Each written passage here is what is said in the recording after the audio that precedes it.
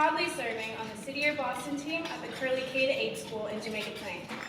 I am so excited and grateful for the opportunity to share my city year experience with you all today. I grew up in Rosendale with my parents and brother and graduated from the Boston Public Schools. My cultural identity as a Filipino American really gave me a sense of what it means to be part of something greater and has helped shape how I live my life. My parents sacrificed everything and left their native Philippines in pursuit of a better life in America. When they arrived in Boston, they were welcomed by a tight-knit Filipino community who became my honorary aunts and uncles and brothers and sisters. My parents, and by extension, our community, always stressed the importance of education. People wanted to know how I was doing, and everybody was invested in my success.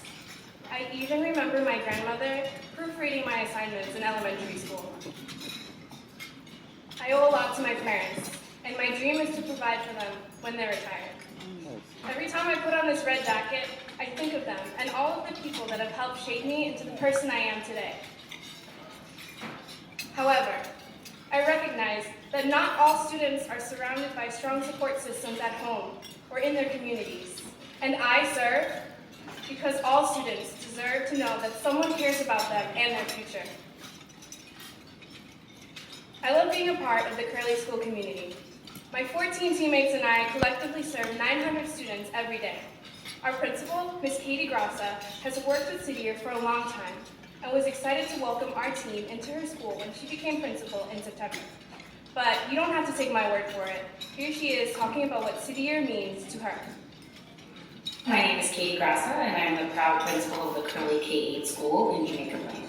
My last school, I worked at the As you can see, she's a dynamic leader, and we are so lucky to work with her every day.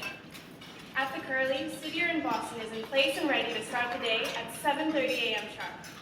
We start each morning with a readiness check to center ourselves and ensure that we are prepared for a powerful day of service.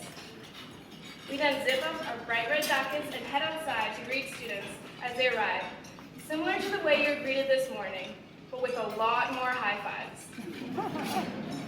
It's one of my favorite parts of the day because our energy and enthusiasm lets our students know just how much we care about them, and it puts them in the right mood for learning. Then it's off to homeroom where I greet my 16th, 7th graders whom I follow every day from class to class. I use this time in homeroom to check in with them and Miss Murphy, our homeroom teacher. Afterwards, I might make some phone calls home if a student is absent, but to tell parents that I'm so proud of the progress that their child has made. In class, I move around the room to check in with students, helping them find answers to questions they might have and redirecting their behavior if they're off task. This all allows the teacher to keep working with the entire class while I focus on a smaller group of our students. After morning classes, I have lunch with a few students, also known as my lunch buddies. Our lunches start with how their weeks are going, but then launch into conversations about topics like how they like to spend time with their families and the kinds of futures they envision for themselves. One of my lunch buddies is Isabel. She's a hard worker and isn't afraid of a challenge. She's also not afraid to speak her mind, especially with other students, and that can sometimes be a little intimidating. So, she and I are working on positive methods of conflict resolution. Then there's Greg, who's also not shy when it comes to sharing his opinion, even if it's not at the most appropriate time. We've talked a lot about how he's free to make choices, but he is not free from the consequences. Since we've been working together, I've seen him start to call out other students for making disrespectful statements. When lunch period is over, it's back to classes for the rest of the day. After the last bell rings, I head downstairs to support our after-school program, City Year Bridge Builders. This is a chance for students to complete their homework, ask questions, and get individualized attention. It's also an opportunity for core members to share their passions through school clubs based on arts, journalism, and leadership skills that broaden students' educational experiences beyond the core subjects. After 6 months of service, I've learned that it is important to celebrate victories, no matter how small they seem, to build momentum and achieve long-term improvement for students. One of my 7th grade students taught me this lesson. His name is Sam. I met Sam earlier in the year because he's on my focus list, which is a group of students who have been identified based on past performance as those who will most benefit from the intervention that core members provide.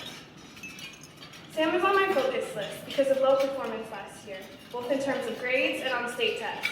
I needed to figure out why he was failing, because he's an engaged student who has the skills to succeed. He is quiet, but shows flashes of personality. He's usually quick with an answer, and often has the right one. But he was still behind. And he wasn't turning in any homework. No. I even created a tracker for the class to provide students with a visual reminder of the importance of homework and to celebrate their successes.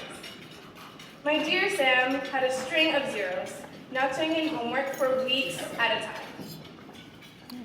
Still, I reminded him every day before he left about the assignments and asked him every day when he arrived if he had completed them. After weeks of offering help and asking him to attend our after-school program, we finally reached a breakthrough when he turned in an assignment. I let him check off his assignment as a complete on the tracker, and the whole class applauded. It was a great victory, but it was short-lived. He didn't turn in his assignment the next day. I didn't let it get to me. I provided the same positive framing for him every day. I asked him why he didn't complete his assignments, and he'd say, I fell asleep, or I forgot, or I just didn't feel like doing it. So, we started eating lunch together. We talked about his favorite sport, baseball.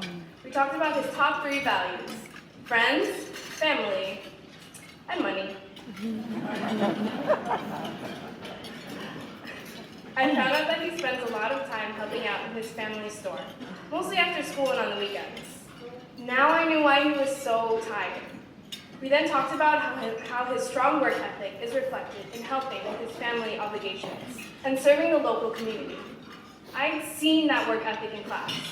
Now, he had to apply that same approach to his homework. We talked about the importance of completing his assignments.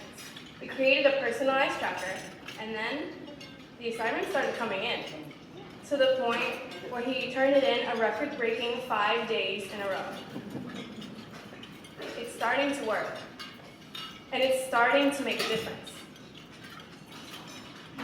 I see my younger self reflected in Sam. I would describe the 7th grade me as a quiet student who seemed to be on the right track, but could easily fall off the radar. However, I am so blessed to have found people that really nurtured me and pushed me. My family, friends, teachers, the Filipino community, the Posse Foundation during college. They reminded me throughout the years of my potential, even when I didn't see it in myself. This is the type of mentor I want to be for Sam, and for all the students that I meet. The one who will bug you every single day about not having your homework, but will celebrate with you every time you do pass it in.